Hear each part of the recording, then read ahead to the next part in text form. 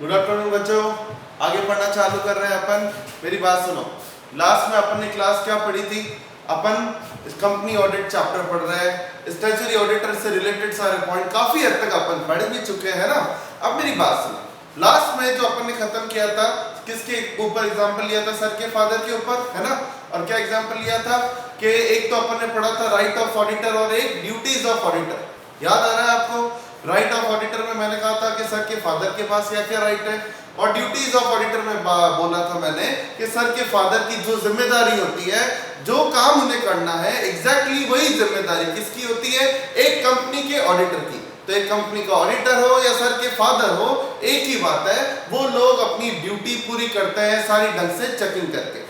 अब बच्चों अपन वापस वो पुराना टॉपिक था हो गया। अब अपने 2-3 टॉपिक रहे हैं इस चैप्टर में। अगला जैसे ये टॉपिक है अपना बहुत काम का है, ऑडिटर रिपोर्ट। ऑडिटर रिपोर्ट मतलब बच्चों एक छोटी सी कहावत है, आप लोगों के लिए इतनी जरूरी नहीं है ये कहावत, वैसे अपने जोधपुर में बोला जाता है 100 बकिया 1 लिखिया। क्या मतलब होता है इसका? कि आप 100 चीजें बोलो कोई फर्क नहीं पड़ता, एक चीज लिख के दे दो उसका फर्क बहुत पड़ता है। ठीक है, तो अब मेरी बात सुनो, अब ये लिखने से फर्क क्या है, ढंग से मेरी बात समझना है। सर के फादर ने बहुत मेहनत करी, अपनी सारी ड्यूटीज को निभाया, चेक किया कि मेरे बेटे का काम कैसे चल रहा है, कौन अच्छा काम कर रहा है कौन बुरा। अब बच्चों उस मेहनत को कुछ ना कुछ उससे रिजल्ट आए, उससे आउटपुट आए, तो उसके लिए सर के फादर को एक बहुत जरूरी काम करना है। और वो अब काम क्या? मैं सर के फादर का एग्जांपल ले रहा हूं ताकि आप लोगों को याद रहे। मैं एग्जांपल एक और भी आया था दिमाग में, लेकिन रहने दो, वो सर के फादर का ही रहेगा, तो आपके दिमाग में याद पॉइंट्स याद रखने चाहिए, बस कुल मिला के ये बात है। तो अब मेरी बात सुनो, पहले सर के फादर पे रखते हैं, फिर ऑडिटर की तरफ चेंज होंगे अपन, है ना। तो सर के फादर ने अपनी बहुत सारी ड्यूटीज निभाई। ड्यूटीज निभाने के बाद ये बताने के लिए कि मैं मेरा काम बहुत अच्छे से कर रहा हूं, उसके लिए उन्हें कुछ ना कुछ रिटर्न में चाहिएगा। कल उन्हें ये उनका बेटा ही बोल दे, उनके घर वाले बोल दे कि आपने अपने बेटे की तरफ जिम्मेदारी नहीं निभाई, तो उनके लिए सर के फादर को कुछ ऐसा एविडेंस, सबूत, तो कुछ चीज ऐसी हाथ में चाहिए, जैसे ही कोई उन्हें बोले फट उस निकाल के दिखा सके कि देखो आप ऐसे नहीं बोल सकते मुझे, मैं मेरे बेटे के लिए इतनी मेहनत कर रहा हूं।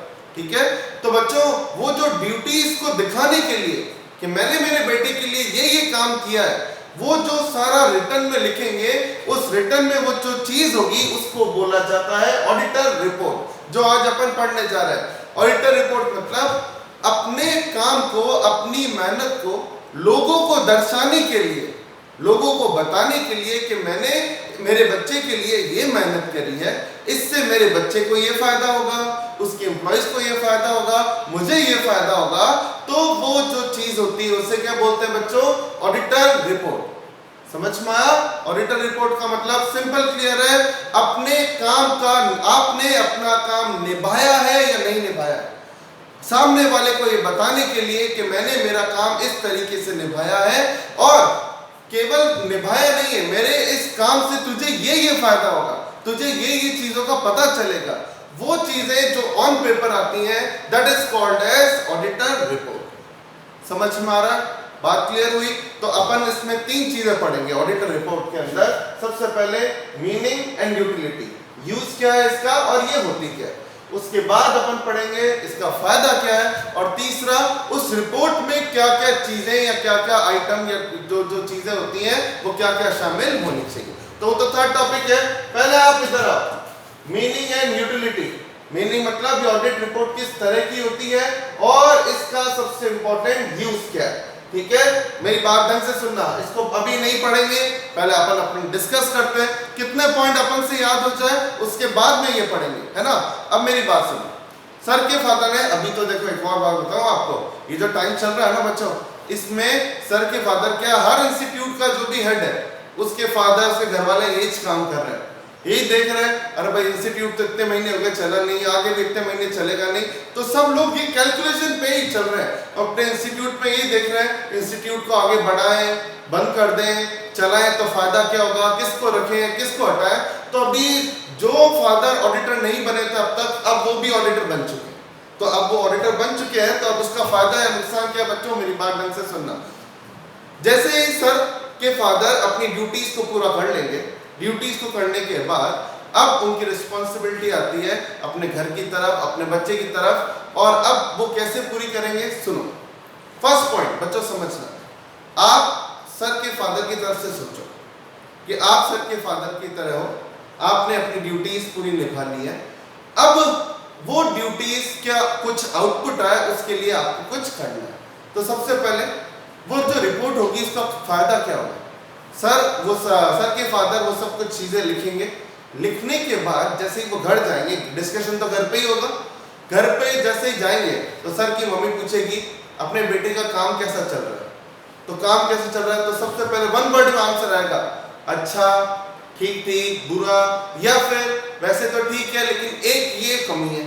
तो फर्स्ट वर्ड, और ये सब चीजें कैसे हो रही है, ड्यूटीज को पूरा करने के बाद। तो मेरी बात ऐसे सुनना, सर के फादर घर पे बैठे हैं तो सर की मम्मी ने सबसे पहले सर के फादर से पूछा अपने बेटे का काम कैसा है, तो वो बोलेंगे काम ठीक है, अच्छा है, बुरा है, ये सब पहला पॉइंट, ठीक है।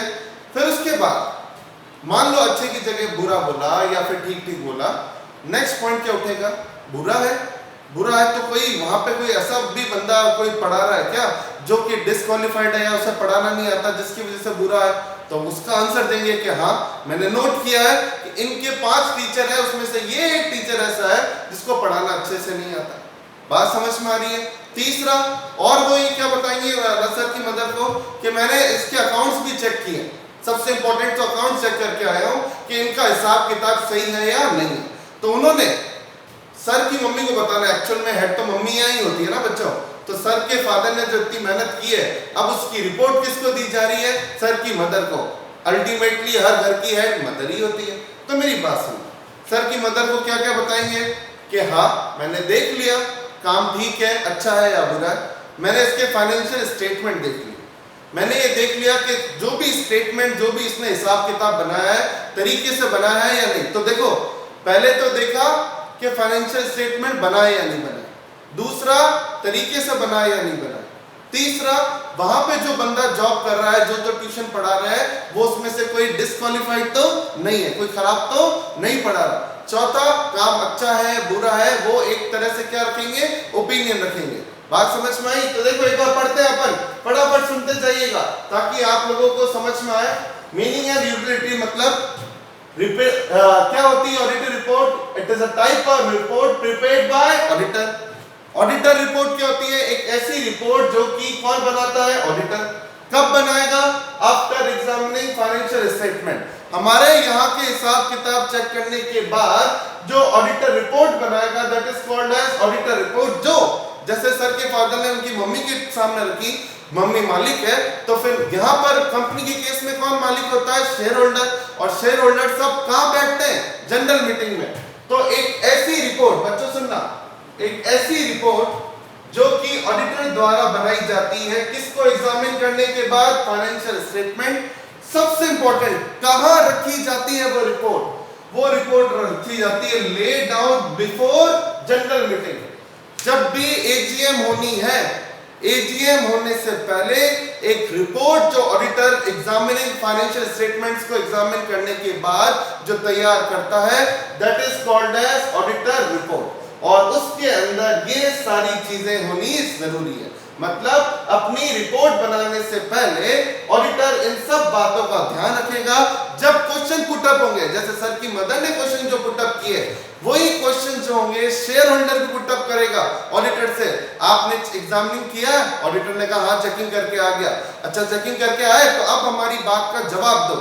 तो मेरी बात सुनो वापस, क्या होती है ऑडिटर रिपोर्ट, एक ऐसी रिपोर्ट जो कि ऑडिटर द्वारा बनाई जाती है फाइनेंशियल स्टेटमेंट चेक करने के बाद, और वो जो रिपोर्ट है कहां रखी जाएगी, जनरल मीटिंग के सामने रखी जाएगी। जब जनरल मीटिंग होगी तो शेयर होल्डर के सामने रखी जाएगी, और जब वो सामने रखी जाएगी तो जो शेयर होल्डर क्वेश्चन पूछेंगे उसके जवाब के लिए आपको इन सारी चीजों की तैयारी करनी पड़ेगी। सबसे पहला पॉइंट, जैसे सर की मदर ने क्या पूछा था कि काम कैसा है बेटे का, तो सबसे पहले शेयर होल्डर भी यही पूछता ऑडिटर से कैसा काम कर रही है कंपनी। तो ये जैसे एक पॉइंट हो गया, whether remark like qualification, reservation और एडवर्स। सबसे पहले तो ये पूछा जाता है कि क्या कोई आपको दिक्कत लगी काम में, क्या एकदम एडवर्स काम है या कुछ चीजें ऐसी है जो आप हमें बताना चाहोगे? First point. दूसरा क्या पूछा जाएगा, क्या आपने फाइनेंशियल स्टेटमेंट चेक करते वक्त whether has obtain all necessary information, मतलब सर के फादर से भी पूछा गया मदर द्वारा, क्या आपने जब जो भी रिपोर्ट ये बनाई है क्या उससे पहले आपने अपने बेटे के सारे इंफॉर्मेशन एक्सप्लेनेशन चेक कर लिए कि हाँ मैंने सारी इंफॉर्मेशन चेक कर ली, सारे एक्सप्लेनेशन ले लिए, ठीक है। इसके बाद क्या पूछा जाएगा, सुनते जाओ। पहले जो सर के फादर हैं या ऑडिटर है, ठीक है, सर के फादर बार बार इसलिए बोलता हूं बच्चों ताकि याद रहे, नहीं तो कुछ चीजें बोर हो जाता है, तो सुनो फटाफट। पहले सर के फादर से पूछा गया आपने सारी इंफॉर्मेशन कलेक्ट कर ली? हाँ कर ली। सारी इंफॉर्मेशन जो आपने कलेक्ट करी वो कानून के मुताबिक है या नहीं है? बिल्कुल है। अकाउंटिंग स्टैंडर्ड के हिसाब से है या नहीं है? बिल्कुल है। फिर क्या कोई वहां पढ़ाने वाला डिस्क्वालिफाइड तो नहीं है? वो भी पता होना चाहिए। और दूसरा, क्या अपने बच्चे का भी उधर कंट्रोल ढंग का है या फिर आवे जो मन में कुछ भी बोल देता है अपने बेटे को? मेरी बात समझ में आई? सबसे पहला मदर की चिंता ये होगी मेरा बेटा वहां का हेड है तो चलती है या नहीं चलती उसकी।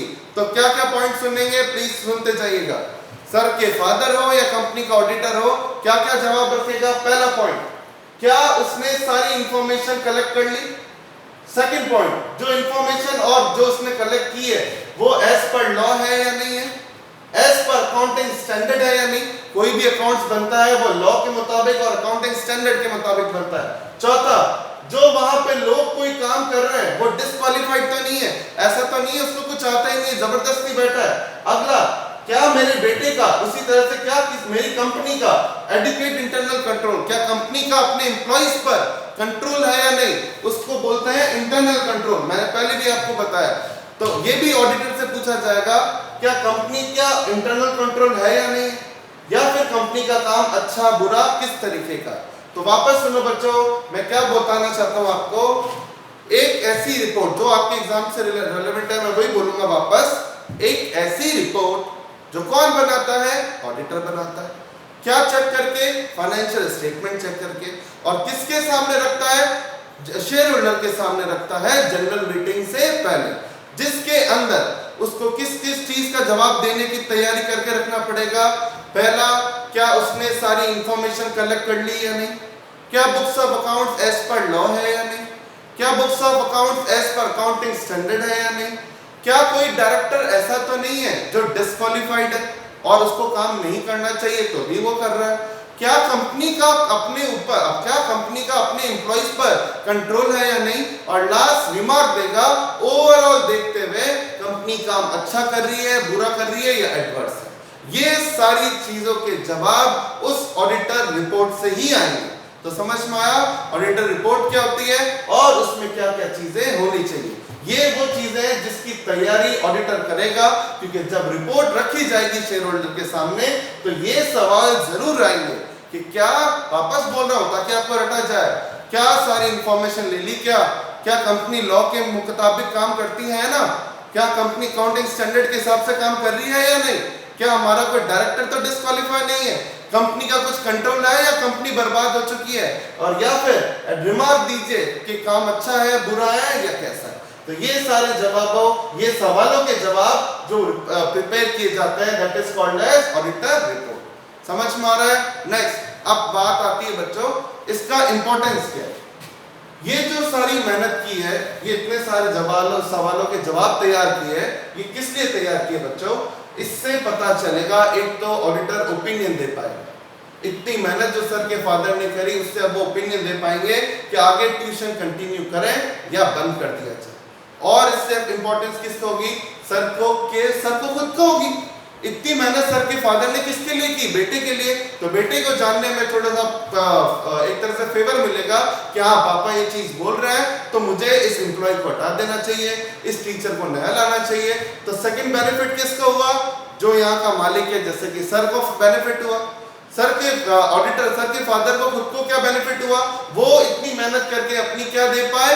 ओपिनियन। और तीसरा, इतनी मेहनत करने से जो सबसे बड़ा इंपैक्ट आएगा वो यहाँ पे पढ़ाने वाले और एम्प्लॉइज का आएगा। उनको पता चलेगा इतनी ढंग से हमारी ऑडिट हुई है, तो अब काम या तो ढंग से करो या फिर नौकरी छोड़नी पड़ेगी।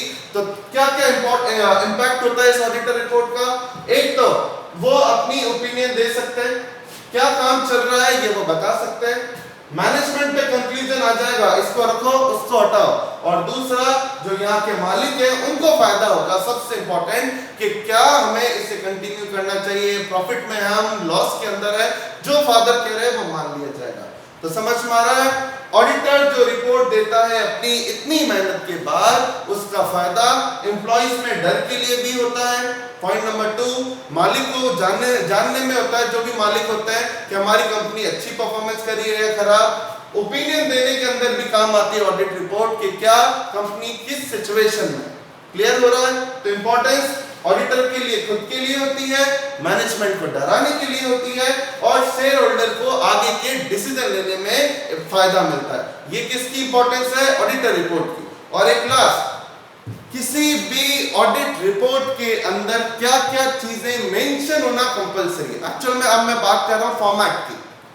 जो ऑडिटर रिपोर्ट होती है, अगर उसको एक सिंपल सा बंदा जैसे सर के फादर बना रहे हैं, तो वो तो ये लिखेंगे, इंस्टीट्यूट का नाम लिख दिया, तारीख लिख दी, क्या क्या उन्होंने चेक किया ये लिख दिया, और लास्ट में लिख दिया काम अच्छा है, खराब है, कैसा है, और खुद के साइन कर दिए। समझ में आया? लगभग जो एक साधारण व्यक्ति जो फॉर्म बनाता है बच्चों रिपोर्ट, वैसे ही कुछ रिपोर्ट ऑडिटर रिपोर्ट भी होती है। बस ये थोड़ा सा फॉर्मेट इसका अच्छा है। इसमें भी क्या होगा, किसकी ऑडिट कर रहे हो, किस चीज की ऑडिट कर रहे हो, क्या क्या चीजों ऑडिट के अंदर क्या क्या चीजें चेक करी, आपको ऑडिट में क्या क्या मिला, और लास्ट में खुद के सील साइन वगैरह, ये सब ये होते हैं ऑडिटर रिपोर्ट के एलिमेंट्स। ये आपको रट के जाना है। इसका एक पीडीएफ मैं आपको अभी भेजूंगा, वो आप अपनी नोटबुक में नोट करना। एलिमेंट्स मतलब किसी रिपोर्ट में क्या क्या होना चाहिए। आपके एग्जाम में 4 आते हैं, मल्टीपल चॉइस में 4 ऑप्शन पूछा जाता है, इसमें से कौन सा एलिमेंट नहीं है। ठीक है, तो आपको ध्यान होना चाहिए कौन कौन सी चीजें रिपोर्ट में होती है, नहीं तो उसके बिना आंसर नहीं दे पाएंगे। तो सुनो, क्या क्या चीजें होनी चाहिए। First, title. समझ में आ गया कि टाइटल मतलब ऑडिट रिपोर्ट के अंदर क्या क्या चीजें, स्टैट्यूटरी ऑडिट है या क्या है। नेक्स्ट, एड्रेसिंग, किसको दी जा रही है, शेयर होल्डर को, तो एड्रेसिंग में शेयर होल्डर आ जाएगा। आइडेंटिफिकेशन के अंदर क्या क्या पॉइंट आपने निकाला है, क्लियर, मैं भी आपको एक जो पीडीएफ दूंगा उसमें सब ये लिखा हुआ है। उसके बाद रेफरेंस टू ऑडिटिंग स्टैंडर्ड, इसका मतलब आप ये बताओगे कि क्या कंपनी ने लॉ के हिसाब से काम सही किया है या नहीं, ऑडिटिंग स्टैंडर्ड के हिसाब से काम सही किया है या नहीं, ये रेफरेंस आ जाएगा। फिर आप अपनी ओपिनियन दोगे, क्वालिफिकेशन, रिजर्वेशन या एडवर्स, ये अभी टॉपिक बाकी है, आपका लास्ट टॉपिक है, इसको अभी अपन डिटेल में पढ़ेंगे। ओपिनियन दोगे, तारीख लिखोगे, खुद का भी एड्रेस लिखोगे, खुद के भी सिग्नेचर लिखोगे, और सारा प्लेस ऑफ सिग्नेचर, कहां पे आपने बैठ के रिपोर्ट बनाई, किसको देनी है, ये सब आएगा। समझ में आया? ठीक है, इसके अंदर आया था क्या आरओसी को भी कॉपी जाएगी वगैरह, तो सब आपको ध्यान होना चाहिए। इसमें जो जो पॉइंट है वो ऑडिट रिपोर्ट में होने चाहिए, ज्यादा कोई खास नहीं है। कौन सी ये तारीख, एड्रेस, ऑडिटर का खुद का सिग्नेचर होना चाहिए, उसकी ओपिनियन होनी चाहिए, ये सारी चीजें एक लेटर जो बनाते हैं वो होगी। क्लियर? इसके अलावा सिंपल है, और कोई पॉइंट आए मैं अभी आपको पीडीएफ दूंगा, वो समझ के जाना है। और कोई पॉइंट अगर आता है जो ऑडिट रिपोर्ट में मेंशन नहीं है, वो एलिमेंट्स का पार्ट नहीं होगा। क्लियर? ठीक है, तो बच्चों ये टॉपिक में ज्यादा कुछ मेरा खास था नहीं, लेकिन क्या समझना था वो ये। क्लियर? ये पॉइंट इसलिए मैं इतना बार बार फोकस कर रहा हूं क्योंकि जब एग्जाम में आए कि रिपोर्ट से पहले ऑडिटर क्या क्या ध्यान देता है, तो ये सारे पॉइंट याद रखना मस्त। ठीक है, तो ये आप पूरा चार्ट एक बार नोट करो, फिर इसका लास्ट टॉपिक जो इंटरेस्टिंग भी है वो अपन